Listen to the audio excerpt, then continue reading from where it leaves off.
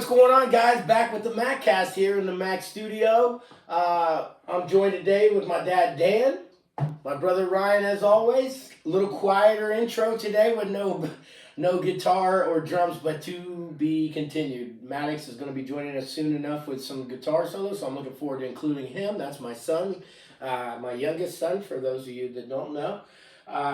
We're looking forward to talking a little bit of football. We got a lot of exciting Ohio State news from the game, and we're about an hour out from the Browns start. So Dad's going to address some of those concerns at the lineman position, I'm sure, and we're going to dive a little deeper into that. So with that, we're going to go ahead and transition right to Ryan. What's going on there? What did you think about yesterday? I was excited.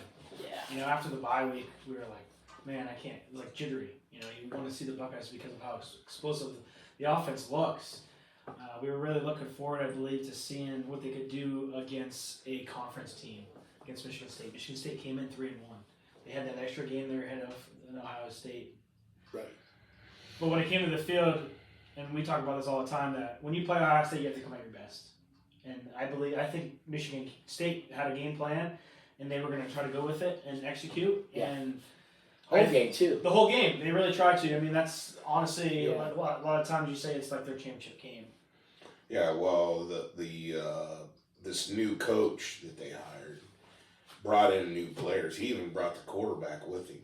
And they have a different attitude. They're not afraid of nobody, and they're not backing down to nobody, and that means a lot. Yeah. They're not, intimidated like most Big Ten teams are when they see Ohio State come trotting in. I thought they looked physical. I mean, it's intimidating to me, seeing them big boys come in there. Yeah, sure. So can you imagine? But they weren't backing down. I thought they played very well against Ohio State in the first half.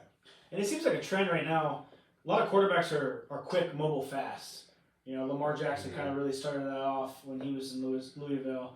And then the quarterback there that took over for Howard at Kansas State, he's kind of that mobile quarterback. Gabriel for Oregon's like that quarterback. And this quarterback, they were really high on him, and they really are excited for what he could do because he's the threat. And always, when you have a threat quarterback like that, it makes your defense have to be accountable. I think Sure. it goes clear back to like Michael Vick. Yeah, even. Well, in the RPO. Yeah, You know what I mean? Michael Vick, I think, was the most mobile quarterback that came along that went against the NFL's norm of pocket passer. Pocket passer, yeah. And he broke those. He might not have been the first one, but he was pretty close to being the first one. Yeah, well, I mean, a mobile quarterback that likes to. As the game has developed, you could say that with the RPO, they're looking for a different type of athletic quarterback. Yeah, and all levels, you change. Yeah, you adapt. You got to change, like Stefanski always says. If you don't change, you're behind. Yeah. So, with the quarterback conversation, yeah. I thought that was pretty interesting yesterday. Howard got hurt a little bit. Yeah. And everybody was like, okay, who's Took coming a out? helmet to the abdomen. Yeah, right to the ribs. Yeah, that looks sore. It could be painful. Yeah, for sure. But I think the story from that I was looking forward to was who's coming out. Yeah. Who was the backup? And yeah, well, you may have known that. I wasn't sure. I thought maybe if you watch closely and listen to the commentators, they both said both of them were throwing the ball. Yeah, they were warming up. I really think it's a close. In Ryan Day's back of his mind, I think Julian Saint is going to be the quarterback next year. Of the future, for sure. I think he's going to be the future quarterback. If that does happen, Brown will probably transfer out, and you can't blame him. He's got to go somewhere where he can get some playing opportunities. Yeah, and that's the unfortunate. No personal. This is kind of a business aspect. It's just what's best for the Buckeyes. Yeah. I thought when Sam did get in there, though, he did all right. Yeah. There was some rookie mistakes. So I think did they have to call a timeout too because of he wasn't able to get to play. I wasn't sure. I noticed a little bit of rust. I think it was the formation maybe. Okay. They get set or something because that actually happened almost twice, and it was a substitution where it was like 15 seconds in the clock, and then all of a sudden Michigan State subbed in like 7 guys. While you're supposed to give them time, and I'm like, when are they going to reset the clock? And they went down. Then the guy jumped out of the way in 5 seconds to go, and then they were able to snap it real quick. Yeah. I was kind of questioning. I only knew Brown was the backup because in mop-up time he's been getting the snaps. Like when they were winning big the first 3 weeks, Howard would sit down and then Brown would come in just for mop-up time. Yeah, it just seems like he comes in for like 1 or 2 drives. Yeah, that's it. It's limited, but it is mop up time, Yeah. and it's like it's good. That's in the old days. That was a big thing, was getting your reserve players in and get them some game time experience, so that when one did go down, you could get. But the way they run things now, the defense and offense, they're shuffling people. First and second teams are in and out all the time. Well, if you go back to what Ryan Day says, it's about that 15 game season that you have to prepare for. Yeah. And we're week 4 weeks already, and we've seen 3 quarterbacks that could lead us deep in the playoffs. Yeah, all of them are. It's just the riches, Ohio the riches State. of weapons is just. Yeah, but with the transfer portal, I mean, that's a short-lived life there, Yeah, too. you're right, I mean, you're it's right. nice that we have it right now, but we got to make sure that we let guys eat when they can eat. Yeah. Because if not, we're doing them a disservice as well, because they want to make sure they get some tape out there. So I'm sure that they're on top of that. I just love Chip Kelly's, A lot of seniors.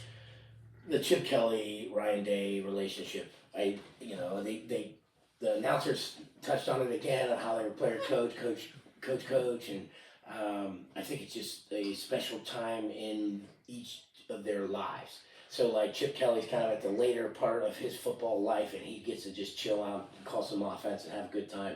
And Ryan Day has had a chapter in his life where he's trying to, I think, maybe identify or try to establish his legacy. And with that, he's going to beat Michigan. That's got to be his big improvement in order to leave Ohio State with a positive, reputation, I think, in my opinion. So I like the flow of the offense yesterday. It wasn't very. He didn't show a whole lot. They're not going to. Yeah. They don't have to. So They really didn't need to. No. to touch base a little bit about that, if you go back to I look at the first half for sure. The first half is kind of what the first team offense looked like, really, and then after the second half, it was a lot of mop up time. But if you dive into the first couple series, Ohio State's first series had 11 plays. Their third series had 14 plays. They had a lot of play action, a lot of the RPO. But then it seemed like after a lot of the turnovers, so Ohio State's first drive, they went 11 plays down the field, had a 15-yard penalty that kind of brought them back a little bit. They were going to go in to score. Yeah. Right off the bat. Took the ball, wanted to punch him right in the face. That was a drive staller. Drive staller, so right there. Killer, man. It's a killer. So they get a field goal. Michigan State feels really good. Michigan State goes all the way down the field. 4th and 1 comes up, they go for it. Big stop for Ohio State. What's Ohio State do? 14 plays, takes it down the field. So it's really nice to see Ohio State be able to throw a lot of those plays, and it's quick. Yeah, it's very fast tempo. Chip Kelly likes to get out quick, and I was talking to Dad about that RPO. One of the plays is where they offset to the left, and I believe that Tate came across in motion, threw it to Tate, and you have 2 of our wideouts, both blocking, and then you have a safety one-on-one with Tate, and I think Tate might have took it for 12, 14 yards. Yeah, it's definitely a numbers game, that's for sure. You're trying to get numbers on one side and run it to the other, right? I think Ohio State did a good job of disguising how they approached it. They came out in multiple formation sets and stuff like that. A lot of motion, typical Ohio State. I liked how much outside of the tackle they did too. So it was exciting offensive. One of the things that stood out last night to me was the fact that the skill. Like the play would, you would get going in the play, but then you would see the athlete. The one-handed And grab. skills. Oh, the my skill God. just like the running backs will turn maybe a possible 3 or 4 yard gain into a long game. Yeah. Yeah, for Just sure. because their vision, their talent. So, I mean, if you look at the stats-wise with the two backs there, Trayvon Henderson was 7 for 69 and Quinshon Junkins was 11 for 54. Not what they did in the first 3 weeks. So it was a little bit of concern. And sometimes, man, we were used to feeding the run, and then open up the pass. Where we came out gun hot, throwing the ball right away. So what that did is, what we thought it would do is open up those DBs and the safeties playing a prevent or playing that cloud almost, because with those guys, Buka, Jeremiah Smith, and Carmel Tate, it looks like those are the 3 main receivers that we have. Yeah. That could start on any team pretty much. Mm-hmm. So when you have that weapon In the NFL. in the NFL, Holy cow. Yeah, the offensive line seems to be picking it up, getting it gelling a little more. They weren't clicking on all cylinders, and what I've been learning a lot about today's football is the offensive line. They have to be cohesive as a unit. Sure. If they're playing as a unit, the better offense they have, and that's all levels. That's even the pro. Yeah. I mean, I think Jeremiah Smith again. That one-handed catch out of the end zone. Yeah, didn't he have two yesterday? Two back to back. The catch two plays before, I believe, when he jumped up double coverage. Which I want to address Howard a little bit. You know, Howard was 21 for 31, 244. He had 2 TDs and 1 interception. Yeah. I think that throw he had a little bit was kind of underthrown. Double coverage, and Yeah, Jeremiah Smith is just the he dude forced it in there a little bit. I don't think he saw the one guy, and then I was talking to you, and you said that he was locked in on that receiver the whole time. Well, the second time when he threw the first time when he threw the interception, when you watch the replay and the announcers were kind of walking, he snapped it, and his first look was a Buka, and never took his eyes off of Buka. And that easily helped the safety drop. Yep, and that's what happened. He dropped in there and intercepted the ball. But one thing I did like about it It's is a good learning. he ran it 6 times in this game for 14, even though it was 14. Yeah, we got to see his legs a little bit We got more. to see a little bit of his legs, and he's not afraid. I think That was intentional. I think he needs to do it more often. Because there was a couple plays where I think he was looking downfield too long, and he could have took off and got 6, 7, 8 yards. And then wanting to right off the bat. That it was all game plan, and this was the week. And maybe that's why they went so pass heavy this week too. Yeah, this is the week they wanted to put him on tape using his legs. This was the week they was And I'm just kind of concerned emphasizing that part of their offense. that they did the same thing with C.J. Stroud all year long when he was playing. And then when we saw it against Georgia, he could take off and he could use his legs. I just think they tried to have their athletes win one-on-one too much. I mean, maybe that's my opinion, but I just think that if there's green grass, a lot of these other teams you're playing, those quarterbacks are going. And that's where Ohio State's weakness is a little bit, is that shadow on that quarterback sometimes, because if it's elusive, he's going to go. Yeah, that's a good point. Well, I think that'll help. Getting that running game on film for other teams to look at. Hey, we got to pay attention to it. I mean, but also it is hard to watch him run the ball when you got 2 studs to turn around and hand it to. It's very true. You know what I mean? It's like, it's not a desirable thing to do. But, like you He's said, it's a key part of... Versus forcing it into coverage. So if the coverage is cut, if the routes are covered, tuck it and run. And I think that's what Ryan's saying, and he kind of forced it in. It's a good learning. Yeah, good learning point. For sure. And it's, a little nerve-wracking for the fans. That's all. a little bit. So, yeah, I mean, great win by Ohio State. I was very excited. I wasn't very nervous. I think after watching that first series, we were in control. I mean, yeah, I wasn't even nervous going into the game. I think it was more on how they were going to execute. Well, first-year coach up there, and he came from a decent small program, San Diego State, I do believe, or something like that. Right? Is that right? I'm not sure. I'll tell you this much: from what I observed in their attitudes on that sideline, and they bought into his program, you can tell that they're all playing hard for him. I think that program's turning around. Yeah, I think they're actually now on the ups. He had him ready to play. No, yeah. He should feel pretty excited. They came in 3-1. Well, absolutely. I mean, I just mean he had them ready to play Ohio State. I think that they played it. We got a really high level of them. I also think that they're playing good football right now, and they're going to continue to get wins in the columns. So, I'll say this: we have not seen probably even a quarter of the offense. Yeah, that's crazy. They are not going to show nothing. So we are home again. We come back to play Iowa. I believe Iowa played Minnesota 2 weeks ago. They had a bye, so they're coming off a bye. They did beat Minnesota 31-14, and Minnesota gave Michigan a game. Iowa has some offense this year. They have a little bit of an offense what we're used to, but I feel more comfortable at home than at Iowa this year, just because Iowa's been that Iowa and Purdue for some reason. Yeah. Have been those 2 away games that could stump you. Mm-hmm. But get it up to Ryan Day. He hasn't lost to an unranked team quite yet. So. He looks to be that team down there in Columbus looks to be a machine. Yeah, and I think it's a 3:30 game. It's an afternoon game. The more they get comfortable with each other, I mean, every year it's a new team. You wouldn't know it though here because they're very like, hey, we got a lot of stuff to work on. Even Knowles, man, they showed his Tuesday interview with his McDonald's coffee in his hand, and he was just like, You know how we got some things we got to work on. And I'm thinking, he just destroyed that team last week. What? But that's the mentality that they have. Yeah. That I think they quoted that Ryan Day said something along the same lines that they still had a lot of different execution things that they wanted to clean up, and they're not. They're not happy with. Yes, these wins are great, but they have one goal, and that's a national championship.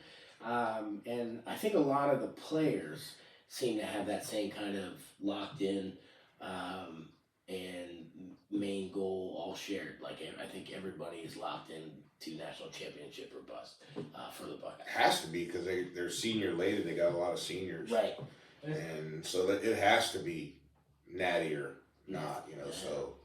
It almost seems like it's a business. It is. Well, it is. I mean, they are getting now that they're getting paid to play. It's almost like that mentality. You come up, you show up, you put 110% in, and Sure. when you go home, you just think about what you could have done better and what you could do better. I'm curious to see the situation with Jeremiah Smith going forward, as far as after this season.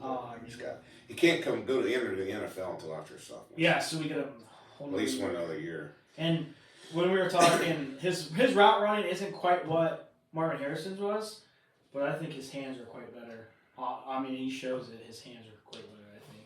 But Marvin Harrison was his own player as well. And For sure. He's got some hands too. I just think Jeremiah Smith, though, is a dude. Has he played yet today? Was he? He played at 4 o'clock. I'm not sure.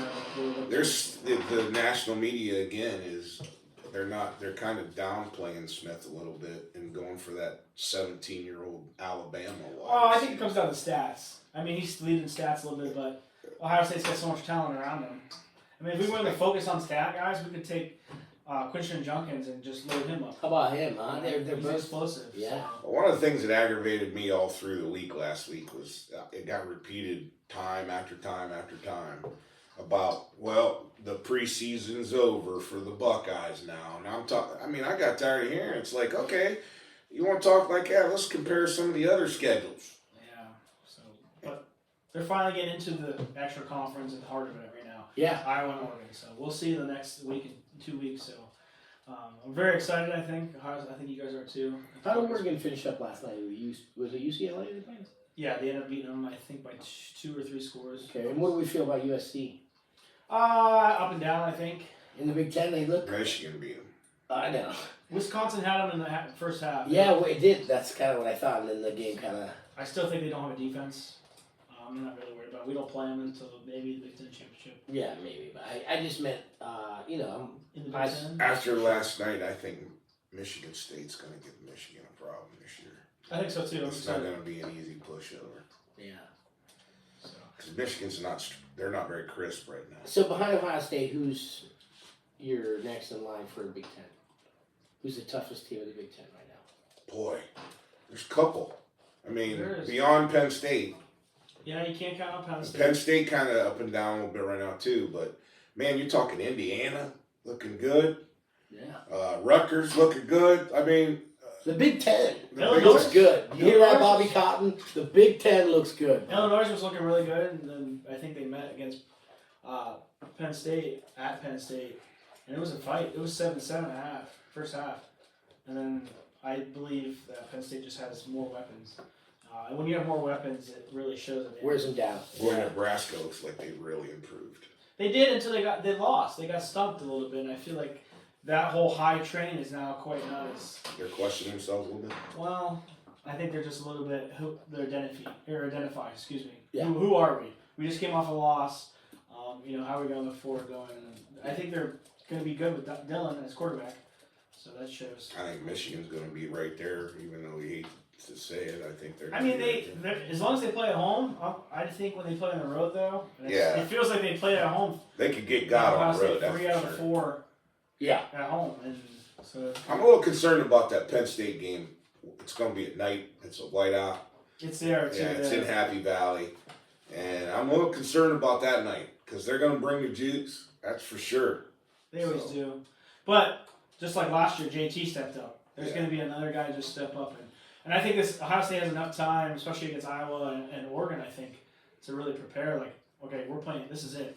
Mm-hmm. And when Penn State comes around, I feel like our defense is going to figure out who we are. Sure. You know, they added Downs, and everyone else came back, and they're changing a lot. There's a lot of film out there. At By the time linebacker, they get to Penn State. you know, so you have Simon who's just trying to find his identity as the head guy, and you have Simon Lorenz is coming in, playing some good snaps. Reese is that sophomore that I talked about earlier in the year. Yeah. He's getting a lot of playing time. So I feel like they're just figuring themselves out, and we just got the defensive tackle back, Williams, and it just seemed like we were kind of like. I think once that offensive Transition line gels, man, I think it's going to be a train. Not much pressure. I didn't Talking see much. about Downs, He bringing played- his name up. Boy, Nick Saban gave him a nice compliment yesterday, saying that he's not only a great player, he's a great person. Yeah. Yeah, one of his favorite players. He said. This is one of my all-time. Wow. All-time. That's a huge compliment. compliment. Yeah. So yeah, a lot of talk about Ohio State. I think we feel really confident about them being number 3 right now, and looking forward to it against Iowa because that's going to be a big doozy. So that's it for me, Dad. Taking over for the Browns. The Browns. We still got offensive issues.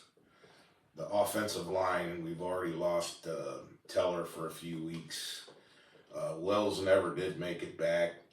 Conklin, he comes back to practices late, and then ends up going back out.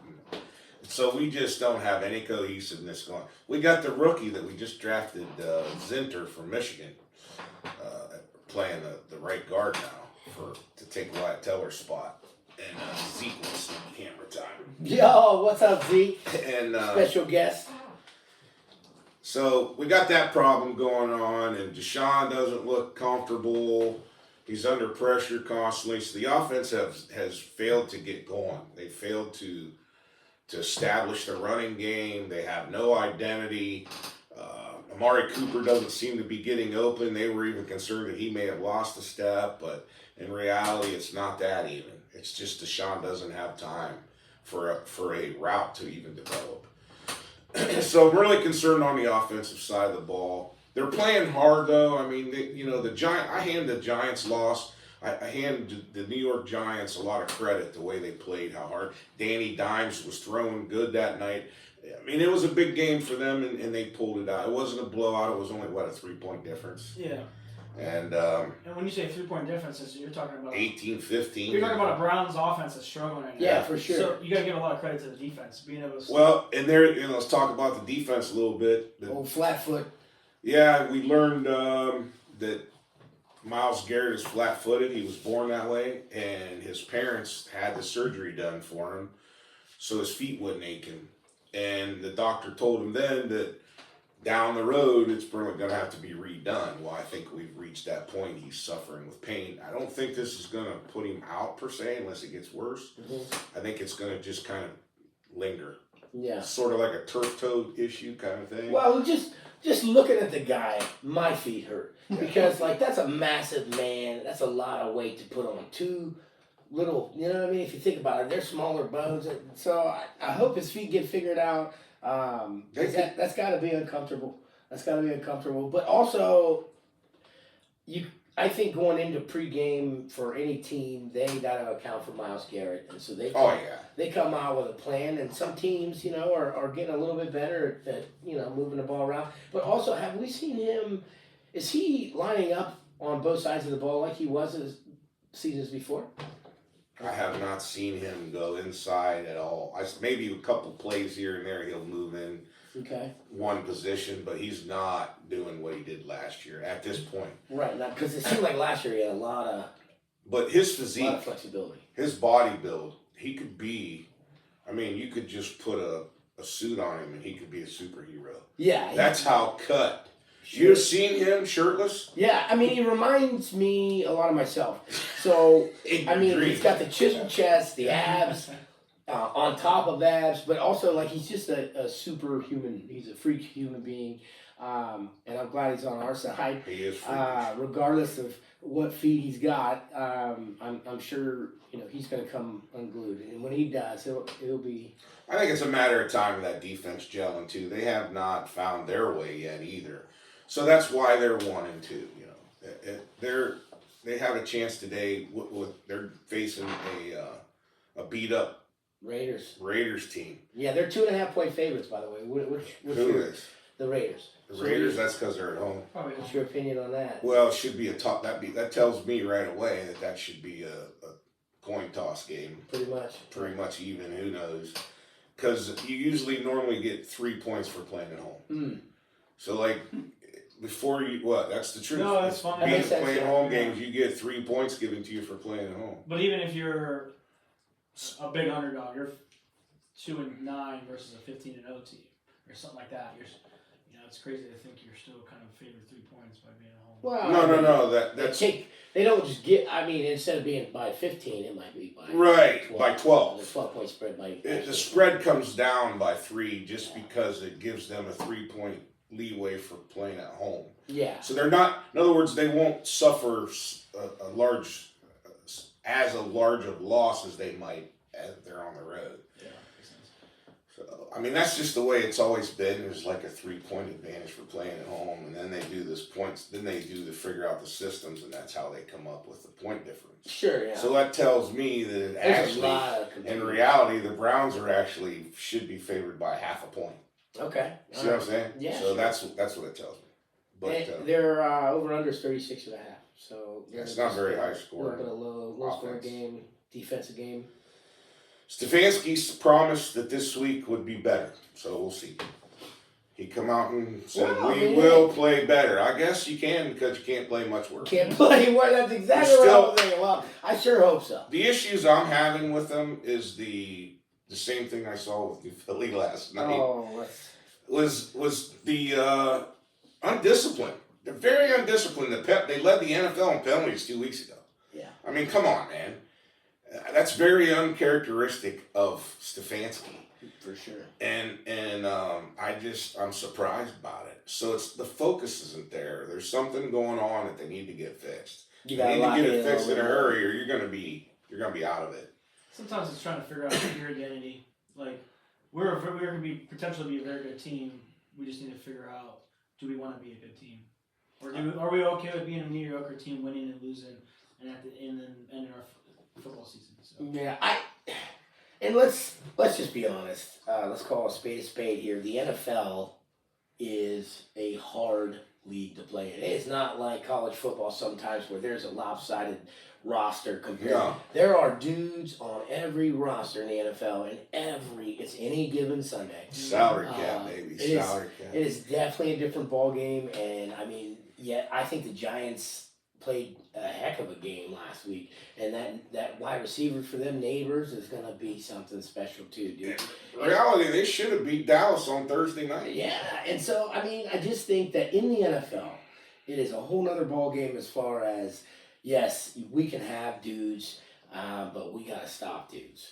I think that's the big thing that's underestimated sometimes, especially as Browns fans, because you just want to see success because the penalties are bothering me though, and the blown secondary. I mean, I've seen Martin Emerson get beat more this season in 3 games than I have his whole career. Gotcha. I mean, Neighbors had him running in a circle in the end zone. I mean, he made Emerson look real bad. I mean, nothing against him though. Neighbors made Dallas because he's a rookie. What he was taught in LSU was to find those open areas. Yeah. And if you look at Jamar Chase, exactly what he did. And you look at Jefferson, they all do the exact same thing. They get in their route. If it's not there, they're breaking loose and getting free. So you have to give a lot to Neighbors of who he is as a receiver. I think he's going to be around for a while. Yeah, he's definitely a special player. Oh, I think they compare him to Odell Beckham already. But we have good news in the Browns, right? You heard the news, correct? I hope you did today. About Chubb. When's he coming back? So they said after today. He was on. Well, that's only because I knew this was coming, but he's not ready to play.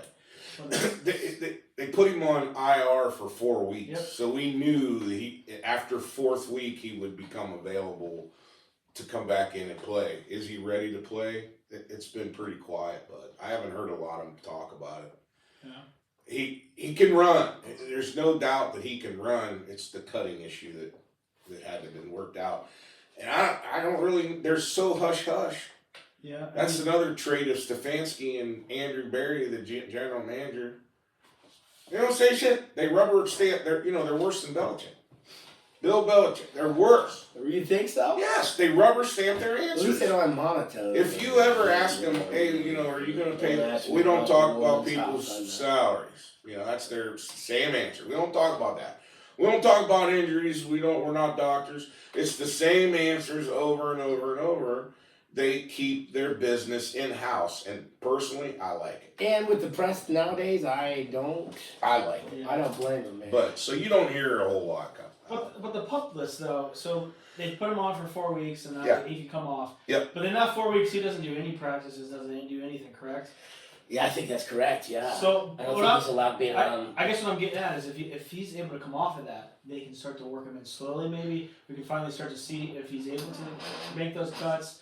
I know what he can do. Get back into the workout. So that's kind of what I was looking forward to, is seeing if he's actually going to get back into. I'm looking forward to it too, but I think it's going to be a week or two before. Yeah, maybe it's 3 weeks, but at least we know, hey, he's getting back to practice. Well, he was working out. It's not like he wasn't working out. He was working out on the side. He just wasn't working with the team. He wasn't getting any reps. I mean, we're talking about a guy when he got hurt last year, and we saw videos of him in the summer bench pressing, He was a beast. And that was when he was still beginning stages or even middle stages of recovery. And we saw him squats. Yeah. What I'm surprised with is how the younger running backs could learn from Chubb and his work ethics, what he does. So I thought when they drafted Ford out of Cincinnati, that Ford was going to be the heir apparent of Nick Chubb. Same kind of body style, short, stocky, big legs, power runner. Man, I just haven't seen it yet. I don't want to, down talking or anything like that, but I haven't seen the vision. Yeah, the offense hasn't been able to get going, what it seems like, so it's hard to even. Well, maybe we'll see a different offense here in about 15 I have 6 minutes and 8 seconds. So the kickoff. Okay. All right. Well, hey, that might be a good stopping point real quick. I want to check in with my sister Danielle with the Danielle's Daily Dose. Well, good evening, guys. What's up, Danielle? How you doing? Where we left off last week, I want to continue where I left off, on my story. How we talked about a little bit about Hunter Armstrong and what he does. And so there was a couple of quotes that really stuck out to me. Was that he said that he put God first, and he prioritized his faith, saying that he can live without swimming, but he can't live without God. That's awesome.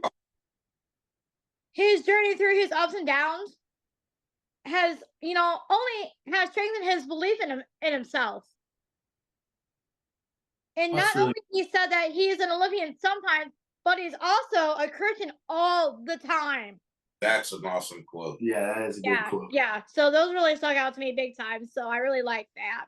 Yeah, that's awesome. And you got an opportunity to meet him. I think we talked about that last time. Yeah. And we shared that picture. That was pretty cool. Definitely height difference there between you and him. He's 6'6". He's a tall dude, isn't he? Yeah. And, he's the type of guy, Jay, that, he's one that went to all these schools, talked to him, showed all of his medals, he's just, he's the dude. Yeah, he definitely is involved a lot in the community. Yeah, well. Yeah, he's all about it, yeah.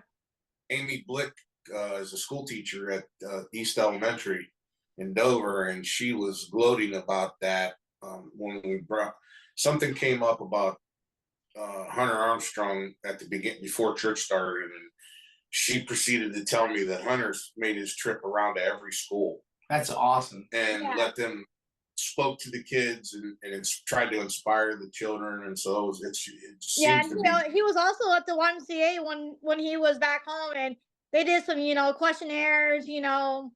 That's really great. Want to know what he was doing or what he's gonna do now, and yeah. The only thing that would make him better, I think, is if he was a new Philadelphia Quaker swimmer, maybe. Okay, very funny. I'm just kidding. I know. So it sounds like he not only is an exceptional athlete, but he's an exceptional person. Yes, he's a type of Christian all around. He's a good Christian type of dude, and he's He continuing only to split weighed now. 180 pounds coming out of high school. Was that Yeah. right? And he's And graduated from Dover High School, as you know, but 170 came out of high school.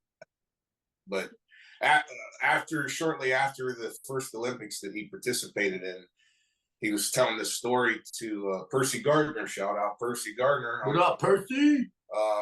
The story about him stopping at McDonald's because he was hungry, and on his way back home, and because he was hungry, so he bought the dinner box, and he said he ate the whole thing and he was still hungry. Gee. Yeah, so yeah, That's a lot of food in a dinner Well, box. think about it. He's 6'6", 180 pounds. He's got a tapeworm in there. There's so. got to be a lot of, so. That food's going somewhere, that's for But sure. what an inspirational guy. Yeah. That's local. Yeah, and definitely, yeah.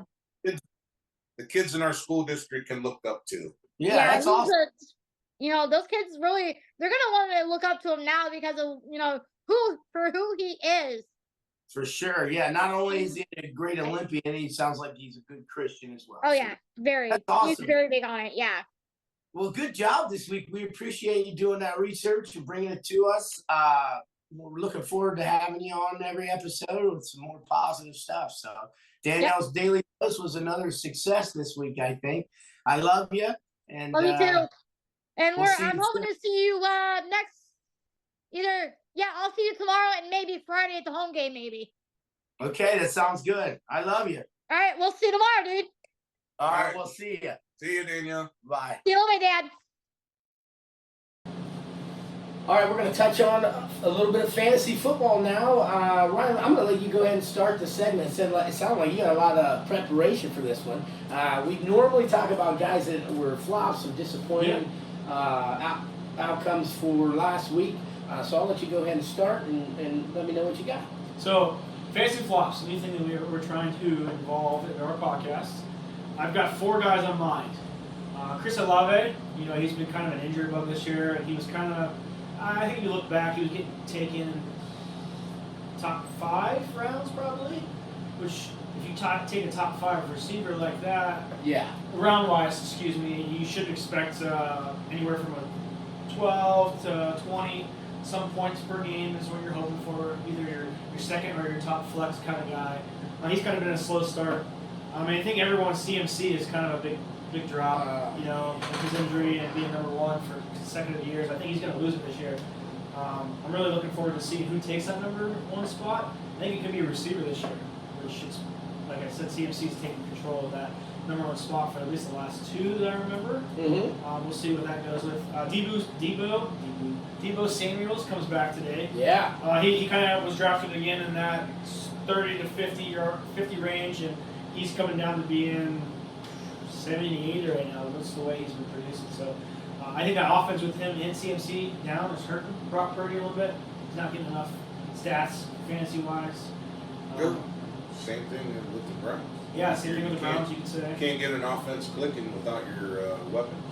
Yeah, and then I thought I saw a thing where Brandon Ayuk got in a little bit of verbal altercation yesterday on the field. So we got some, that's another star receiver for them. That is, if he's not happy, something's not right in the water over there. So hopefully they get that figured out, because those are some big fantasy guys typically. For that offense for Kyle Shanahan. For sure. Yeah.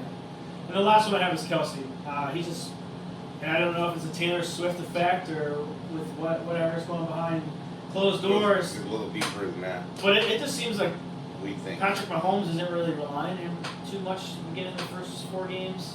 Now, Patrick's explanation of that, he addressed this. He said he's trying to get these younger receivers more attention. He already has chemistry built with Travis, so he needs to build the chemistry. That is what he's saying. That could be. But in this segment, fantasy-wise, he's a top 3 tight end that gets drafted.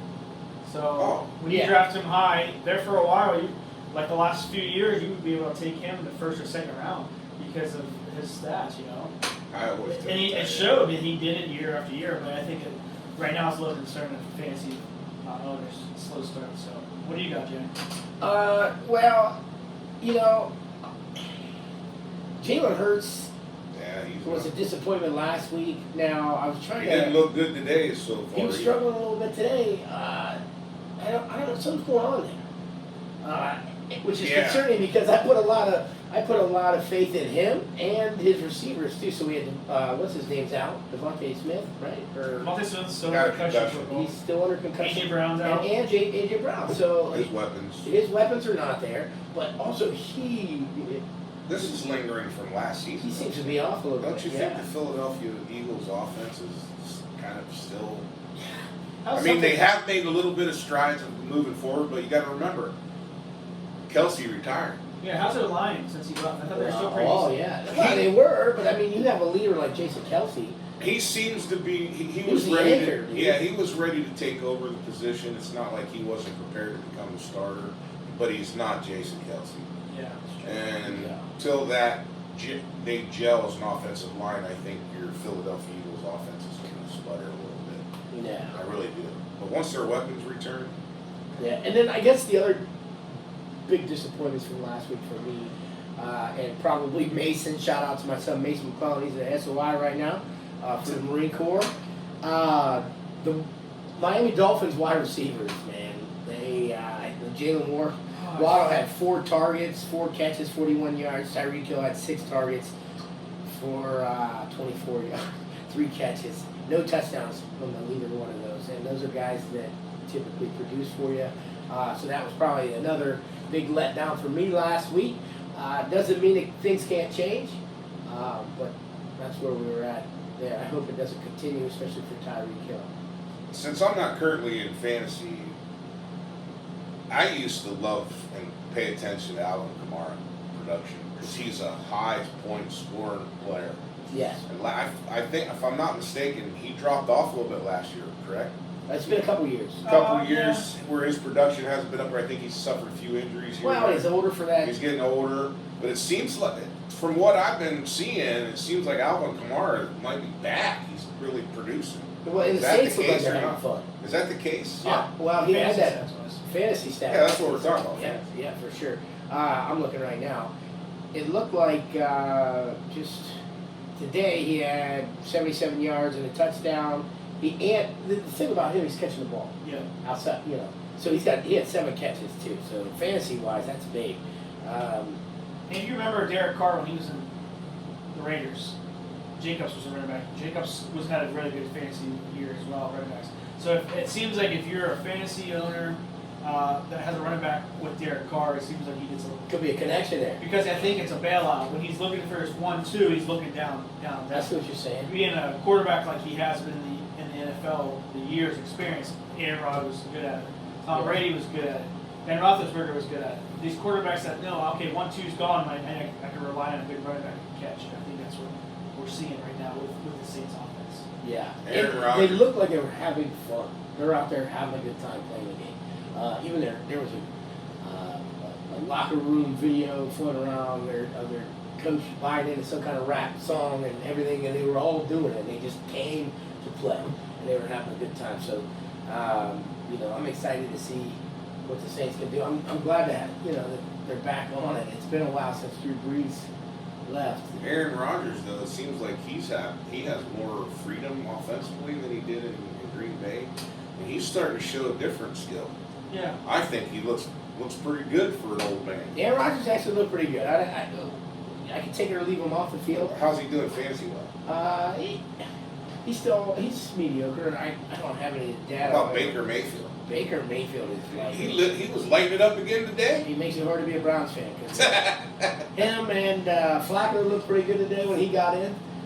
Sometimes it's that system. When you're Yeah, a it's system kind of guy, having the right system. Well, Tom Brady was the announcer for that game, and he was all over that offense as far as dudes. That good Godwin's my guy. He's talking about how strong he was, and so he kind of shed light on a little bit more of the dudes that were already there and helped Baker. Help him out. Yeah. They won a Super Bowl. And it's great for Baker too, man. It's good to see him. He's maturing. He's in a different chapter in his life. It's good to see. It goes back to Sam Darnold. Yeah. He was never in a situation where he could win. And when you're an organization that's desperate to win, you have a short chain when it comes to the QB's position because that's your most important position. So I think they pull them quicker. stuff like that. They get down on him quicker. Aaron Donald just never had a real opportunity until now, and I think that's why he's excelling. You look at one of the segments I had in mind was the top 5 quarterbacks right now. You've got Murray, Allen, Daniels, Lamar, and C.J. Stroud. You know, out of those 5 guys, you have Daniels is a rookie, C.J. Stroud is a second player. Sophomore. Sophomore. So you have a lot of youth in there. But right now, I think Josh Allen and Murray and Murray's back from being hurt last year, so that's really good fantasy wise. But Allen seems like could be the fantasy god this year at the quarterback position. And again, he talked too about this situation, and that is he is freer because he doesn't have to worry about one particular player or particular players, period, demanding the ball. This receiving core that Josh Allen has now is younger, and he can spread the ball around where he was being dictated to, and a lot of that comes back on the contracts, because contracts are set up around stats. You know, you get this certain amount of catches per year, you get this amount of money, so that kind of thing going on. But he's playing freer as a quarterback, and that's making him better. Yeah, and it all helps with the fantasy side. Yeah. That's so true. The last thing I have to touch is rookie receivers. So you've got Neighbors that we talked about a lot. Yes. Marvin Harrison Jr.'s been starting to shine. Great topic, by the way, Ryan. Good And then choice. my favorite guy that was a dark horse that not a lot of people knew about or talked about was Brian Thomas Jr. of Jacksonville. He scored again today and 85 yards and 6 receptions. It seems like being Trevor Lawrence's his go-to guy. And I think this is his 3rd touchdown in 4 weeks. So I've been very blessed with having him on every single team I have. This past draft was loaded Loaded with receivers. with receivers, and they're saying that's a trend that's going to continue because that's where the money's at. Yeah. It's not a running back anymore; it's that wide receiver or quarterback. So we might have a surprise when it comes to who's going to be number 1 fantasy next year. Yeah, very true. Yeah. I mean, and you still got a couple of. I mean, we're only a quarter away through the season. Yeah. so- And Justin Jefferson, I just traded him away. He is still up there. He went off again today. But you got to think Jordan Addison's coming back in the mix. So that's going to take some targets away, some touchdowns away. I think Addison had a touchdown today too. Yep. So that made me feel a little bit better in a league that I made a trade on because I needed a running back bad. Running back was. You got Gibbs. Yeah. And so I got Gibbs. I got a top tier running back to plug in there, and I still have Marvin Harrison Jr. and Olave and a couple other guys in there that I can plug in easy. And then I got Brandon Ayuk in the trade, so I think I'll be okay. I got some pushback from some of my other co-league mates, but whatever. It'll end up working out in my favor, I'm hoping. So other than that, hey, it was a great show. Thank you so much for joining us today. It's been a little gap between our recordings. We're trying to figure out some stuff here on our end, on the studio aspect and the editing department. And then, I'm bouncing back. It's probably 2 weeks I was sick with a sinus infection. So we're out here like you. We'll continue to put out stuff when we can and when we can stay healthy and on the right side of the dirt. You guys are tied up with Friday Night Lights as well. Yeah, we're in the depth of the high school football. Before you end the show, is there any local teams that you want to touch on as far as high school wise? Well, I love talking about the Quakers. Quakers did a good job. We traveled down to West Virginia. It was fun. We've got to play at West Liberty University's field. It was a long drive. Ryan and I drove together. It was kind of nice. We've been able to kind of partner up on these last away games, so that was special. A lot of guys got in. That's good. On Friday night that I was excited to see. A lot of guys that I've watched grow up since they were little kids. And so I'm excited to see them finally on Friday nights under the lights. And How big was the tornado over Canfield? The Canfield's down. that was a surprise for me. I know that. I mean, it wasn't close. When I heard the score, I was definitely surprised. And it sounds good for Dover. It sounded like they righted some ships, some things on their ship. But I also thought, they're facing some adversity with some injuries. Isaac Blixfer really hurt that program. I mean, as far as the receiver Injuries, goes, that's a huge loss. but he was a big defensive player as well. So, Yeah. but no, I was just curious. Is there any look like Garraway or Claymont or I mean, Garraway still undefeated. Indian I Valley? think the matchups in the area local high schools were a little bit more manageable this past week, Yeah, right? yeah. Because we looked at the schedule on our way down. Garraway looked like they had a decent. Play Claymont, beat Claymont. Yeah. Claymont pretty good. Indian Claymont's Valley still played. down there. Indian Valley's on the rise again. Indian Valley won again. I think week Tusky 7 Valley or won a 8 couple games. when Ridgewood plays Garraway, that'll be a good game. Good Yes, matchup. Ridgewood. And then when Indian Valley and Garraway play, that'll be a good matchup. That should be a as great well. one. Now, is that on the hill or in Indian Valley this year? That's it, on the hill. Okay. Last year it was at Indian Valley. I was there. Well, best of luck to the Waller That'd be a boys, good for game. sure. Be a good game. But before we end it, the Quakers, they had a dude step up, Pete Dinonato. Shout out to him. He made a catch, an amazing catch. I was right there. on the Oh, sideline. he hasn't been doing that? Well, He he gets gets a a little big injury thing bug. so far, but this Well, is I've been- Sports Center top 10. The I- way it looked, yeah. the way I saw, I mean, I actually got to view it on YouTube, the entire Yeah. game, and it was like, I thought, It was extremely. it looked like he'd been doing this. Yeah. There were a lot of great things to take away from down there. Obviously, every game there's things to take away to work on. Coach Johnson and the rest of the high school staff, they do a phenomenal job, man. There's so much preparation, it's ridiculous. I bet you they're eating pizza right now and dissecting film on to the next week. The commitment that these guys take and their whole families. Like, when I look at Mrs. Watson and Mrs. Johnson, I know the sacrifices that they're making because these guys are at the stadium all the time and prepping. So they're gonna fix the things that need fixed. Control the things that they can control. That's all you can do. Sometimes I think controlling the controllables is all we can do, especially as adults on the sidelines.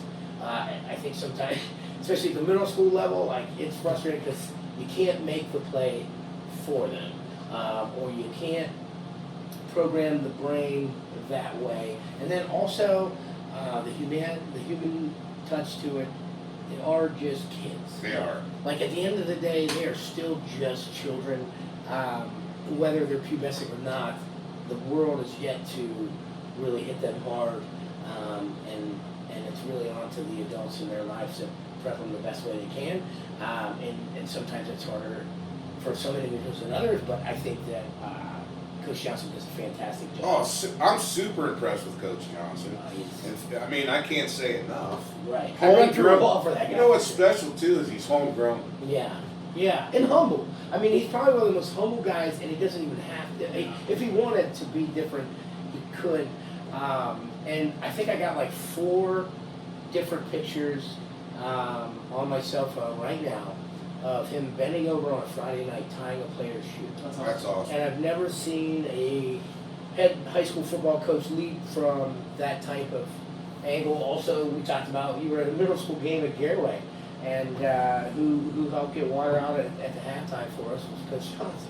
So when you got guys like and Coach Watson, Candle, Scabona, that whole staff is full of good dudes. Switterman, Good support system to Splitters. have been. I mean, Just they're great. just good dudes, and I could see a lot of They- future success coming for them. Yeah, for Sure. sure. The youth looks good. Yeah, and even outside of the win column, fellas, they're helping young men. Oh, that's what I'm become impressed better. about. Yeah, they become better young men, and that's probably what I'm most proud about to be a part of that program. I'm very proud to wear MP for that. Much good. I think the high school programs around here are in good shape. I've seen even Tusky Valley won a couple games so far this year. Now they took one on the chin Friday night against Ridgewood, but that's expected, I guess. Well, them Ridgewood Generals been playing some Yeah, they're good pretty tough. They're- They play in the Cowfield play. They're tough. football. They're pretty tough, man. They don't mess around. But one more thing I wanted to talk to you guys about. What do you guys think about this NIL thing with what's his name from Las